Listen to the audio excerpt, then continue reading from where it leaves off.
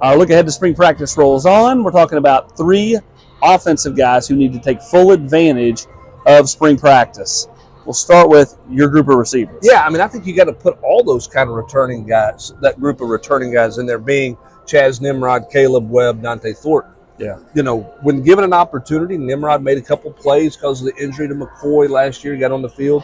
Webb had a couple of moments. Dante Thornton had a moment when he moved outside from the slot. Then he got hurt. Where do those guys factor in when you talk about the arrival of Mike Matthews and you talk about the arrival of Brazel? And Braylon Staley, who all made impacts in bowl practice in terms of generating some buzz.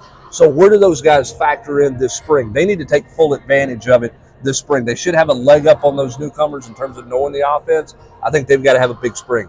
I don't disagree. The second spot for you is going to be tight end. I know you're going to talk Holden Staes, but I think it's just as important for Ethan Davis to have a big spring.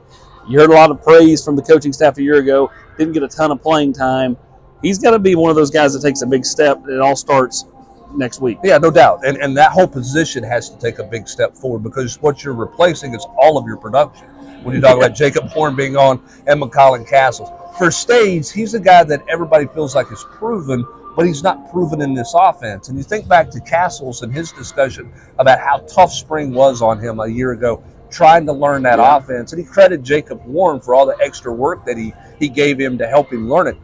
Who's going to do that? Because Ethan Davis is still learning this offense as well. So real challenge at that position.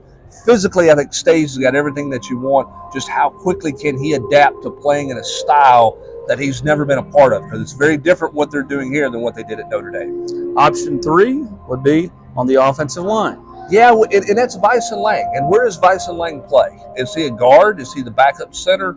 I think this is a big spring for Vyson Lang to take and run with the center spot to where everybody says, hey, he's our backup center. They tried to do that a year ago with Addison Nichols, and it just didn't work out. So when they got into the position they were unfortunately in fall camp when Cooper Mays got hurt, it was a full scramble mode to find a center. You got to come out of this spring knowing who your backup center is. That should be Vyson Lang. He's got to go earn that this spring. He may work some at guard, but you got to come out of this spring going, okay, if something happens to Cooper, which you obviously don't want to have happen, Correct. We don't want to be in a mode where we're moving 2 guys to center 2 weeks before the season starts. Ollie Layden did the best he could do there a year ago, but he didn't get any work in the spring. Somebody's got to take and run with that position this spring. It should be Vyson Lang for me. He is Brent Hubbs. I'm Austin Price.